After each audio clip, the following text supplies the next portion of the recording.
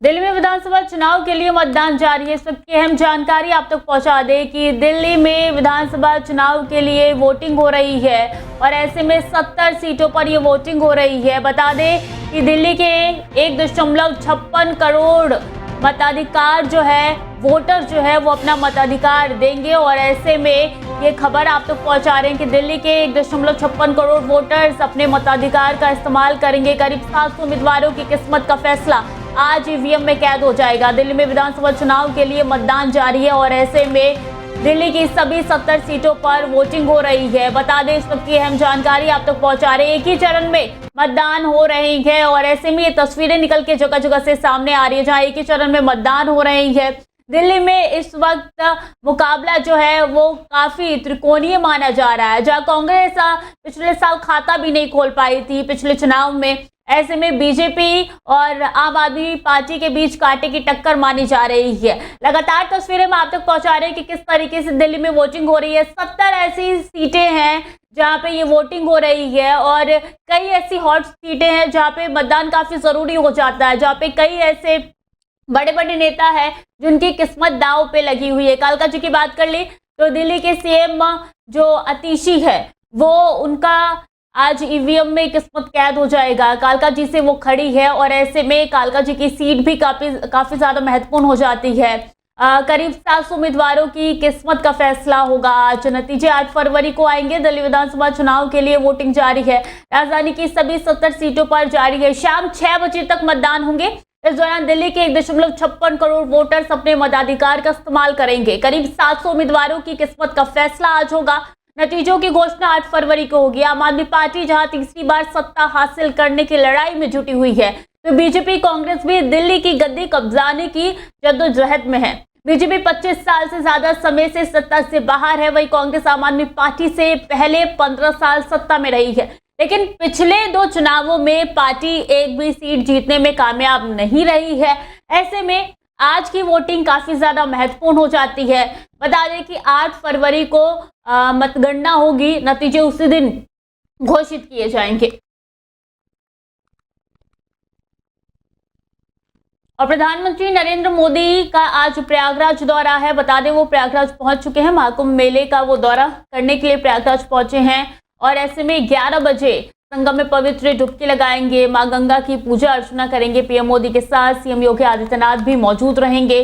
दोनों मुख्यमंत्री भी उस समय मौजूद रहेंगे। कई मंत्री भी पीएम मोदी का स्वागत कर सकते हैं और पीएम मोदी के इस कार्यक्रम को देखते हुए प्रयागराज में सुरक्षा के पुख्ता इंतजाम किए गए हैं। इससे पहले पीएम मोदी ने 13 दिसंबर 2024 को प्रयागराज का दौरा किया था। तब उन्होंने 5,500 करोड़ रुपए की 167 विकास परियोजनाओं का उद्घाटन किया था। महाकुंभ शुरू होने के बाद पीएम मोदी का ये पहला प्रयागराज दौरा है। पीएम मोदी के इस कार्यक्रम को देखते हुए पूरे प्रयागराज समेत महाकुंभ मेले में सुरक्षा के पुख्ता इंतजाम कर दिए गए हैं। डॉग स्क्वाड और एंटी सैबोटाज टीमों ने सभी प्रमुख स्थलों पर पहुंचकर चप्पे चप्पे की तलाशी की है। एटीएस और एनएसजी के सुरक्षा भी साफ तौर पर नजर आ रही है। अलर्ट मोड पर संगम क्षेत्र में पैरामिलिट्री फोर्स भी तैनात कर दी गई है। मिल्कीपुर में करीब 1 महीने तक चले चुनाव प्रचार के बाद मतदान की तारीख अब आ गई है। अयोध्या की प्रतिष्ठा परक सीट पर होने जा रहे उपचुनाव में भाजपा और सपा के बीच सीधी लड़ाई है। चुनावी परिदृश्य में लंबे समय तक चली सरगर्मी के बाद भी मुद्दे नदारद है। यहाँ के रण में जातीय समीकरण की सियासत की भावी तस्वीर भी तय करेंगे। सपा सांसद के आंसू फीसा बदलेंगे या फिर सीएम योगी आदित्यनाथ का राष्ट्रवाद कमाल करेगा? इस सवाल का जवाब 8 फरवरी को मिल जाएगा। मिल्कीपुर में मतदान शुरू हो गया है। अयोध्या जिले के मिल्कीपुर विधानसभा सीट पर समाजवादी पार्टी ने अजीत प्रसाद और भाजपा ने चंद्रभान पासवान को मैदान में उतारा है। मिल्कीपुर उपचुनाव के लिए 414 बूथों पर मतदान हो रहे हैं। शाम 5 बजे तक मतदान होगा। प्रमुख रूप से भाजपा के चंद्रभानु पासवान और सपा के अजीत प्रसाद चुनाव मैदान में है। मिल्कीपुर उपचुनाव के लिए मतदान शुरू हो गया है। मतदाता पर्ची के साथ बड़ी संख्या में वोटर कतारबद्ध हो गए हैं। सुरक्षा घेरे में उन्हें बूथ के भीतर जाने दिया जा रहा है और इसमें तस्वीरें जो निकल के सामने आ रही है सुबह सवेरे की है, किस तरीके से उपचुनाव में लोग वोट डालने के लिए गए हैं। और मिल्कीपुर का सीट काफी ज्यादा अहम है, न सिर्फ बीजेपी के लिए बल्कि समाजवादी पार्टी के लिए। और ऐसे में देखिए लगातार वोटर्स पहुंच रहे हैं और अपने मतदान का इस्तेमाल कर रहे हैं। जहां एक तरफ दिल्ली में विधानसभा चुनाव हो रहे हैं तो दूसरी तरफ चुनाव के ठीक पहले बीजेपी ने आम आदमी पार्टी पर गंभीर आरोप लगाए। भाजपा नेता अमित मालवीय ने दिल्ली के मुख्यमंत्री आतिशी मार्लेना के निजी सचिव को गिरिखंड नगर इलाके के 5 लाख करोड़ के साथ पकड़े जाने का दावा किया है। भाजपा ने आरोप लगाया है कि आम आदमी पार्टी कालकाजी विधानसभा क्षेत्र में वोटरों को खरीदने की साजिश रच रही है। हालांकि आम आदमी पार्टी ने बीजेपी के इन आरोपों का खंडन करते हुए साजिश करार दिया था। आम आदमी पार्टी ने बुधवार को बीजेपी के आरोपों से इनकार किया और मतदान से पहले आप को बदनाम करने की साजिश बताया। बीजेपी नेता अमित मालवीय ने मंगलवार को सोशल मीडिया पर एक वीडियो शेयर किया जिसमें एक युवक को एक कार के पास खड़ा देखा जा सकता है। कार में एक बैग में रुपए रखे हुए दिखे जा रही हैं। तस्वीरें भी आप तक पहुंचा रहे हैं। बताया जा रहा है कि इस युवक का नाम गौरव है और वो आतिशी मार्लेना का पीए है। अमित मालवीय ने सोशल मीडिया प्लेटफॉर्म एक्स पर वीडियो शेयर करते हुए लिखा कि दिल्ली के मुख्यमंत्री आतिशी मार्लेना का पीएम गिरिखंड नगर में 5 लाख रुपए के साथ पकड़ा गया। कालकाजी में वोटरों को खरीदने की साजिश रची जा रही है। राष्ट्रपति ट्रंप और इजरायली पीएम नेतन्याहू ने संयुक्त ब्रीफिंग की। अमेरिकी राष्ट्रपति डोनाल्ड ट्रंप ने कहा कि अमेरिका गाजा पट्टी पर कब्जा कर लेगा और हम इसके साथ काम करेंगे।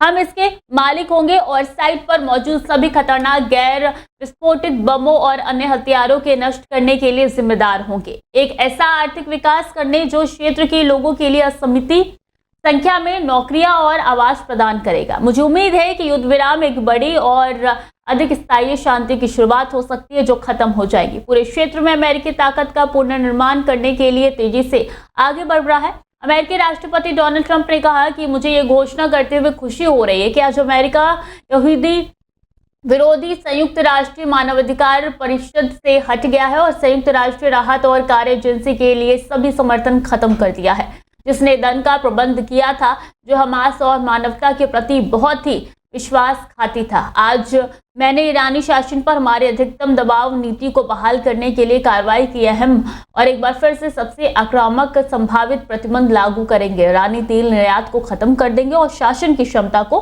कम कर देंगे। इजरायली के प्रधानमंत्री बेंजामिन नेतन्याहू ने कहा है कि मैं सम्मानित महसूस कर रहा हूं कि आपने यानी कि अमेरिकी राष्ट्रपति डोनाल्ड ट्रंप ने मुझे अपने दूसरे कार्यकाल में व्हाइट हाउस का दौरा करने का पहला विदेशी नेता बनने के लिए आमंत्रित किया है। ये यहूदियों के लिए आपकी दोस्ती और समर्थन का एक प्रमाण है। मैंने ये पहले भी कहा है और मैं इसे फिर से कहूंगा कि आप व्हाइट हाउस में इजराइल के अब तक के सबसे महान मित्र हैं और यही कारण है कि इजराइल के लोगों के मन में आपके लिए इतना बड़ा सम्मान है।